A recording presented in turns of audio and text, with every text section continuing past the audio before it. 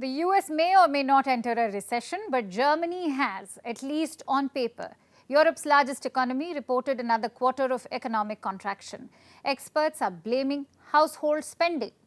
Germans are not spending thanks to rising inflation and expensive credit. The result? Economic activity is down.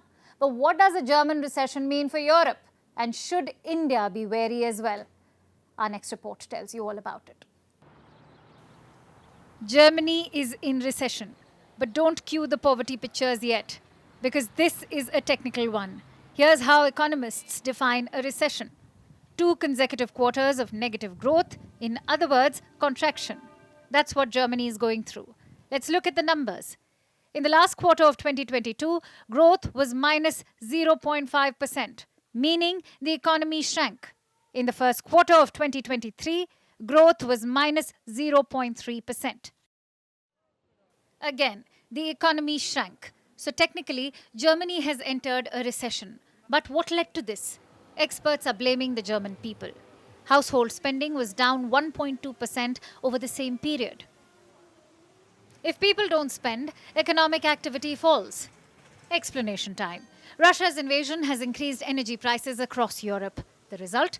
Rising cost of living. Germany's inflation average for 2022 was 7.9%. It was the highest since World War II. In 2021, the average was just 3.1%. The higher prices drained household savings. People bought only what they needed, not what they wanted. The government did the same. Public spending was down 5% in the last 2 quarters. Put together, they dragged the German economy down. The question is, what next? A persistent recession means trouble. We may have to cue the poverty pictures. So all eyes will be on the second half of 2023. If the GDP improves, it's good news. If not, you get the idea. Germany's fate is also linked to the world. It is the largest economy in Europe, also the 4th largest in the world. Around 32% of their GDP is made up of exports. The problem is, the world isn't buying. Economic recovery in the US and China has been sketchy. German car export to China has fallen 24%. If that continues, the economy will struggle. But on Thursday, Chancellor Olaf Scholz appeared confident. He said the prospects are very good. The German economy's prospects are very good. We are solving the challenges we face. We have full employment. There is a public debate around a shortage of workers in Germany, and in fact, we have a big demand for skilled workers. To solve the problem and these challenges, we have now implemented as legislation the Skilled Workers Immigration Act. There is good and bad news for Germany. First, the good news. Inflation seems to be easing off. Natural gas prices are also returning to 2021 levels. So consumer spending should rebound. The bad news is the gloomy global economy.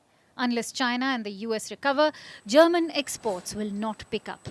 To be fair, there were enough warnings. Most of late 2022 was spent predicting recessions. Now, Germany has fallen victim.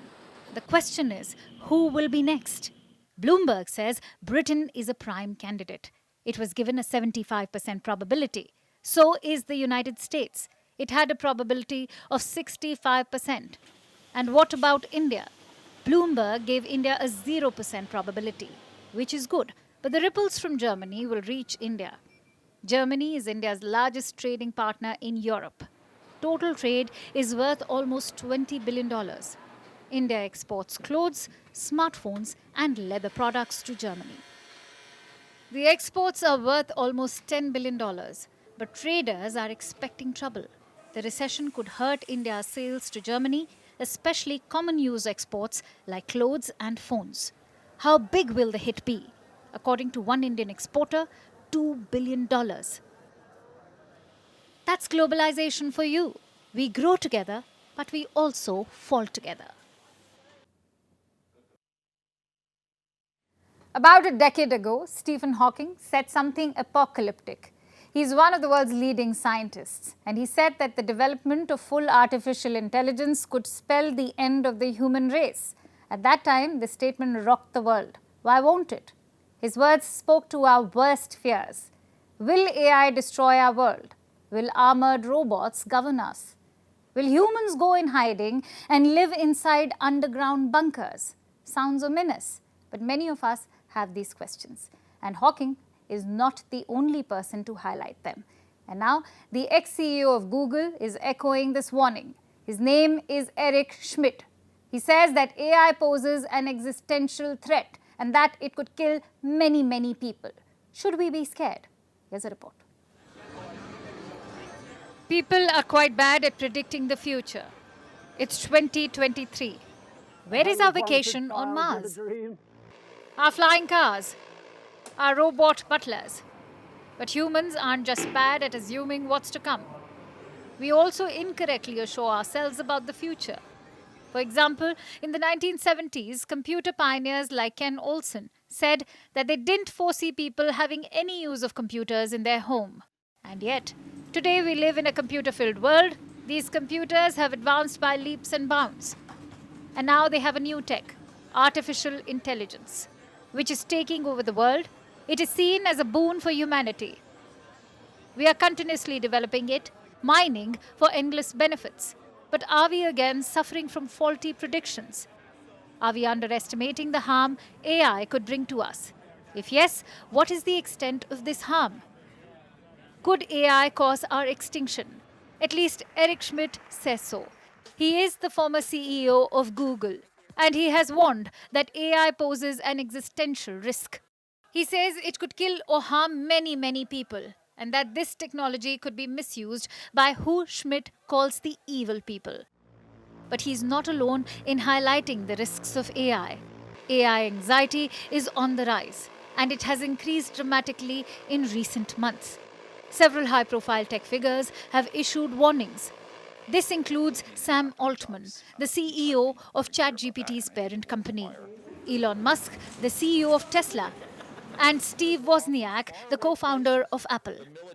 The world seems to be afraid. For many, the fears are rooted in present, like the spread of misinformation or the loss of jobs, or even cases of AI sexually harassing people and spewing racist nonsense. After all, AI is trained on information off the internet. Then there are existential fears, the threat of the world being overrun by AI, which is fast moving from science fiction into the mainstream. According to a survey of experts, there's a 50% chance that AI will reach human level intelligence by 2050 and 90% chance of reaching it by 2075. The world is also working towards artificial superintelligence, a domain of intelligence where AI doesn't only perform as well as humans, but far exceeds our best abilities. There are at least 72 such projects around the world. The success of even one such project would be a massive deal. Experts say it would be the most significant event in human history. Our species would be joined by something more intelligent than us. The benefits of this would be nothing short of a blessing. It could help cure cancer or even undo global warming. But if we are thinking about the best, we must also think about the worst. And our worst fears could actually come true. Yet, what are tech giants doing about it? Nothing. They continue to invest millions in AI. They want to move fast and break things. They aren't slowing down. But even if they aren't, shouldn't our governments do something about it? Unfortunately, they're still playing catch up with AI. The tech advancements are racing forward, while policymakers are still dithering, unable to take action. And AI is flourishing in a perfect storm of unreliability, irresponsibility, vast usage, and a clear lack of regulations. Fact is that the world is skeptical about AI, and rightly so. AI hasn't won our trust yet. And the fear is it could be our nightmare, dressed like a daydream. Now let's focus on something else that kills people: disease. Specifically, let's talk about what's concerning the World Health Organization. Disease X, the next pandemic. This isn't a specific disease. It's a warning about the future. The WHO says that another pandemic will definitely come. Disease X, whatever it is, may be worse than the Wuhan virus, and the world needs to be prepared. And the WHO is right, because this disease X may not be too far away. In fact, it may be closer and more familiar to us than expected. Earlier this month, the WHO had declared that the Wuhan virus was no longer a public health emergency, but it had warned people not to become complacent. It was still out there, mutating, biding its time. It had the potential to strike back. So could it be that the Wuhan virus has actually returned as the dreaded disease X? Because the cases are rising again, back where it all began, China. A report. The annual World Health Assembly is taking place in Geneva. It comes just weeks after the World Health Organization said the Wuhan virus is no longer a public health emergency. That was earlier this month. But at the time, the WHO warned the world not to become complacent. The worst thing any country could do now is to use this news as a reason to let down its guard, to dismantle the systems it has built, or to send the message to its people that COVID-19 is nothing to worry about. This week, the WHO issued another warning. It told the world not to delay the reforms needed to prepare for the next pandemic. We cannot kick this can down the road. If we do not make the changes that must be made, then who will? And if we do not make them now, and when? When the next pandemic comes knocking, and it will, we must be ready to answer decisively, collectively, and equitably. He said, when the next pandemic comes knocking, and it will, there's no doubt. The WHO has come up with a designation for the future pathogen, disease X. We don't know what it is exactly, where it comes from, where it will strike, but disease X will cause the next pandemic. And it will be even deadlier than the Wuhan virus. It doesn't seem to be on the WHO's radar yet. The agency released this list of priorities. As you can see, disease X comes in at number 9. That basically means that even though we don't know what it is, the WHO is keeping its eyes open, watching out for any indication that disease X has arrived. Of course, that may just be too optimistic from the WHO, because disease X may not be something entirely new. We say this because the Wuhan virus has mutated again, and cases are on the rise. The Wuhan virus is once again going rampant in China. Estimates say that by the end of June, China will see as many as 65 million cases per week. This figure was quoted by the country's top respiratory disease expert, Zhong Nanshan. In fact, he said that infections could hit 40 million a week right now. The variant behind the rise is the XBB. It's another of the endless Omicron subvariants. Chinese state media says XBB has led to 80% of the new infections in China.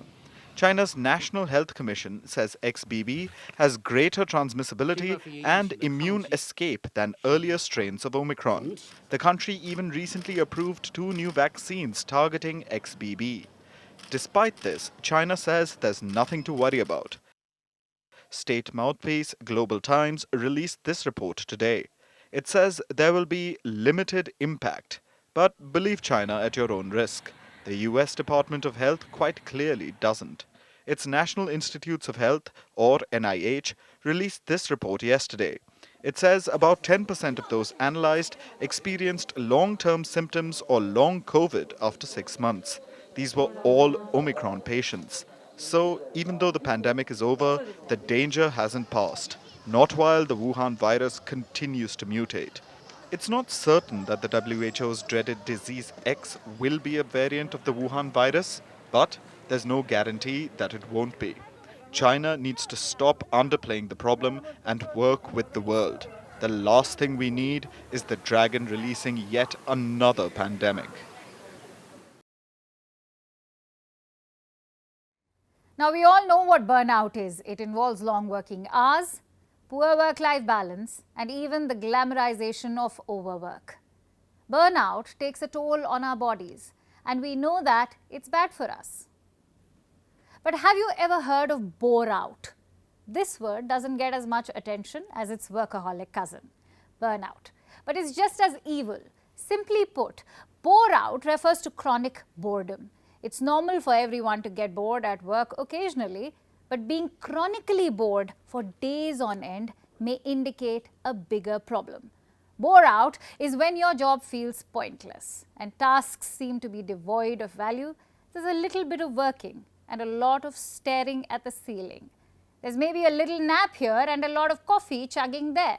Maybe even online shopping and holiday planning. All while being at work, simply to pass time. Basically, you witness the slow death of your job, and it can be disheartening. You ask yourself, how did I get here?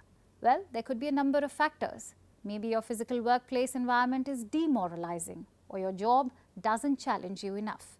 Maybe the project you were hired for is no longer a priority. It could also be that you shouldn't have been hired in the first place, or that you were brought on board a little too soon. All in all, Boreout is about people not having enough work to do. It is seen as jobless employment. And it is different for different people. Maybe someone is lazy and secretly enjoys chilling at work. Maybe someone wants to do more, but doesn't know how to tell their manager that they are effectively jobless. So there are variations. But experts say the fundamental experience of Boreout is its meaninglessness. It's when work doesn't really have a purpose, and Boreout can seem like just a buzzword or even a laughing matter. But experts say it is just as pernicious as burnout, because boredom at work is a real issue. It is present across industries. It is bad for both workers and companies. Disengaged employees cost employers an additional 34% of their salary. Through absenteeism and lost productivity, studies say chronic boredom increases employee turnover, early retirement intentions, even poor health and stress symptoms, because people who suffer from Boreout often suffer from depression, high rates of anxiety, even physical ailments like headaches and insomnia. The worst part is while in burnout, the consequences are drastic and quite physical, like a worker collapsing from exhaustion. The symptoms of Boreout are more mental and emotional. Employees seem physically present, but they are absent in spirit.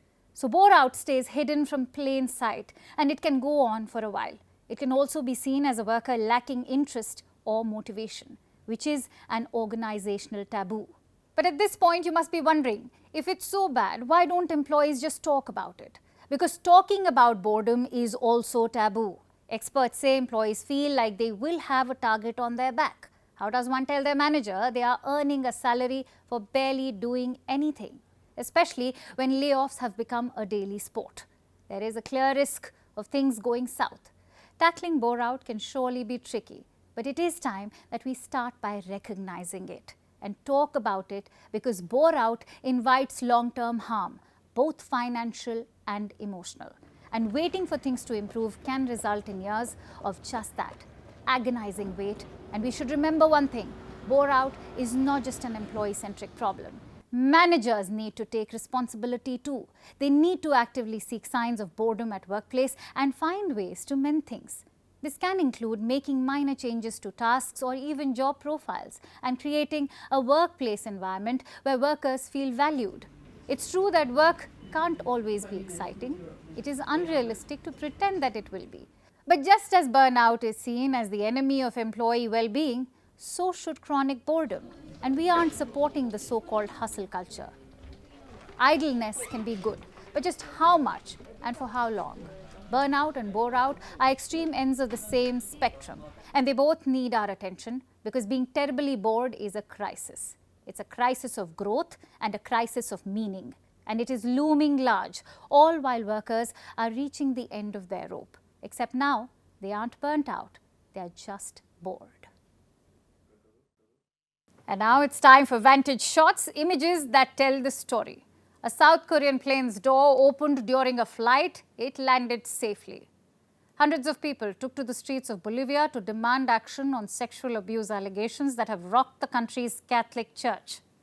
A 76-year-old man in India's Kerala narrowly escaped disaster after his mobile phone, kept in his shirt pocket, burst and caught fire spontaneously. And speaking of India, the country is all set to inaugurate its new parliament. The ceremony will take place on Sunday. The images have been released. And now let's take you back in history to the year 1940. What happened today on May 26th? This day witnessed one of UK's most heroic episodes in the Second World War. Britain began a huge seaborne evacuation, an escape from a potentially disastrous defeat at the hands of Hitler's army. Over 300,000 British and French soldiers were evacuated. We're leaving you with these images. Thank you so much for watching. Have a happy weekend. Dog-tired, hungry, but their spirit was never broken. Their ranks were solid to the end.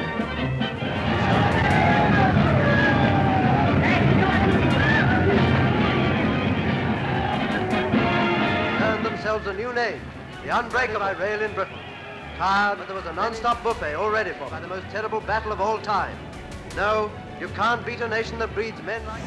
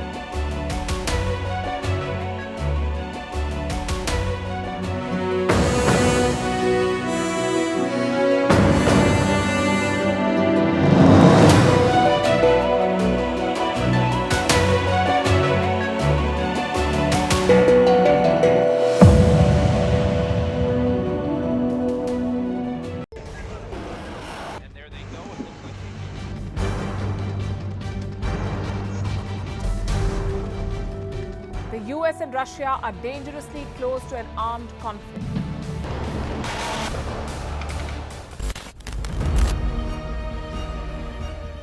This year, 2023, New Delhi will be the capital of global diplomacy.